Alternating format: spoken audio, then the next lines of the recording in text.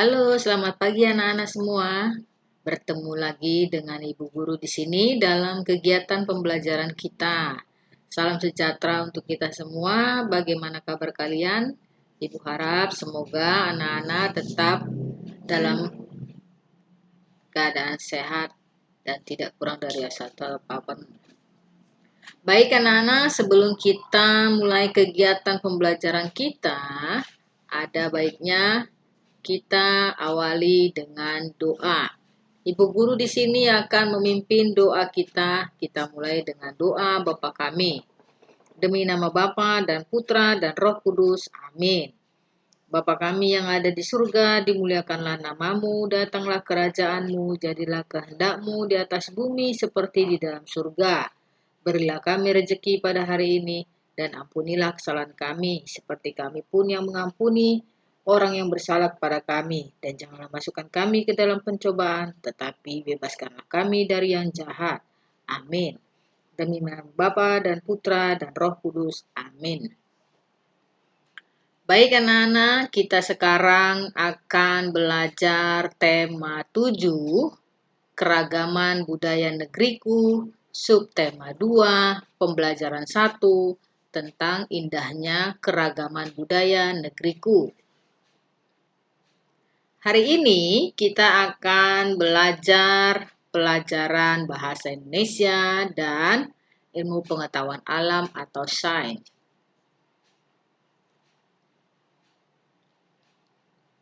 Adapun tujuan pembelajaran kita hari ini adalah yang pertama, Ibu Guru akan menjelaskan ide pokok dalam teks non-fiksi. Yang kedua, menjelaskan gaya listrik. Dan yang ketiga, menjelaskan contoh perubahan energi listrik di sekitar kita.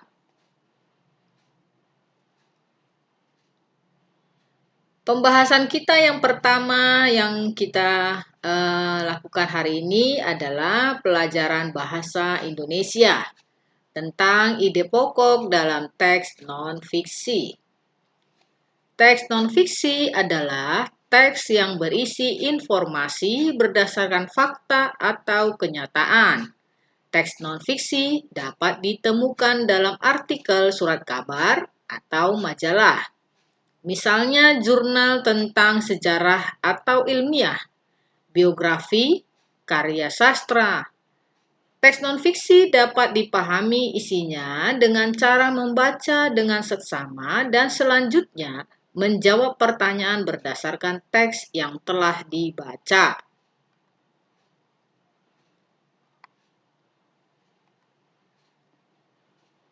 Menentukan ide pokok dalam teks non-fiksi. Ide pokok teks adalah inti permasalahan dari sebuah teks.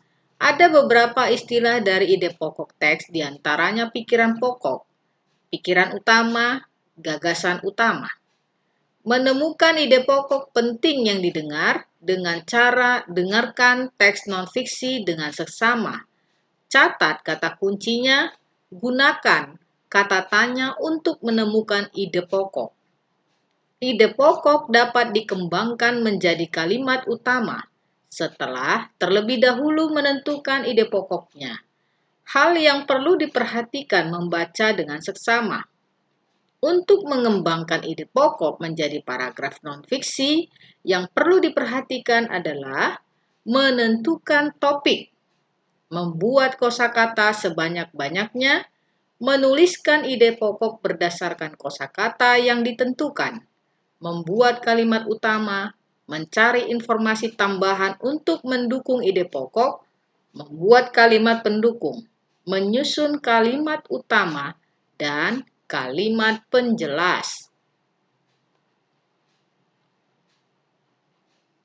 Sekarang kita lanjutkan dengan pelajaran IPA. Kali ini kita akan membahas tentang gaya listrik. Gaya listrik adalah gaya yang ditimbulkan oleh benda bermuatan listrik. Listrik memiliki dua jenis muatan. Yang pertama muatan positif dan muatan negatif. Dua benda yang bermuatan listrik sejenis jika didekatkan akan tolak-menolak. Dan dua benda yang bermuatan listrik tidak sejenis jika didekatkan akan tarik-menarik. Nah, di sini kita ambil contoh ya. Contoh listrik statis sering terlihat dalam kehidupan sehari-hari. Saat kain wol disetrika dan didekatkan ke badan kita, maka muncul listrik statis yang menarik rambut-rambut di badan kita. Gosokkan balon ke rambut, lalu tempelkan di dinding. Maka balon akan menempel di dinding. Dalam skala besar, fenomena listrik statis terlihat dari timbulnya petir akibat loncatan muatan listrik statis. Kita lihat contoh yang kedua, penggunaan penggaris. Penggaris mika bila digosok-gosokkan ke rambut, lalu didekatkan ke sobekan kertas, maka kertas akan menempel ke penggaris.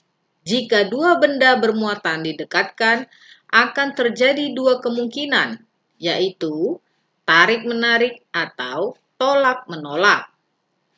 Pertama, jika benda bermuatan senama atau positif dan positif, atau negatif dan negatif, maka akan saling tolak-menolak. Kedua, jika benda bermuatan tersebut tidak senama atau positif dan negatif, maka akan tarik-menarik. Listrik dinamis. Listrik dinamis adalah listrik yang bisa bergerak. Listrik dinamis terjadi karena ada arus listrik searah dan arus listrik bolak-balik. Arus listrik hanya bisa menyala pada rangkaian listrik tertutup. Contoh listrik dinamis adalah pada baterai dan lampu. Baterai punya kutub positif dan kutub negatif. Kutub positif adalah ujung baterai dengan tonjolan kecil. Ya, maksudnya tonjolan. Nih, tonjolannya. Kutub negatif adalah ujung baterai yang rata atau biasanya mengilap. Itu ada di bagian bawah baterai. Jika kedua kutub dihubungkan kabel, elektron mengalir dari kutub positif menuju kutub negatif. Saat arus listrik melewati lampu, arus listrik menyebabkan lampu menyala. Saat salah satu ujung kabel dilepas dari kutub baterai, lampu akan mati karena elektron tidak bisa mengalir. Gejala listrik terbukti dengan adanya nyala lampu. Lampu bisa menyala karena ada elektron. Elektron mengalir berarti elektron terus bergerak atau dinamis. Oleh sebab itu, gejala listrik yang timbul disebut listrik dinamis. Itulah tadi pembahasan kita hari ini. Sebelum kita akhiri kegiatan pembelajaran kita hari ini, kita tutup dengan doa Salam Maria. Kita mulai demi nama Bapa dan Putra dan Roh Kudus. Amin.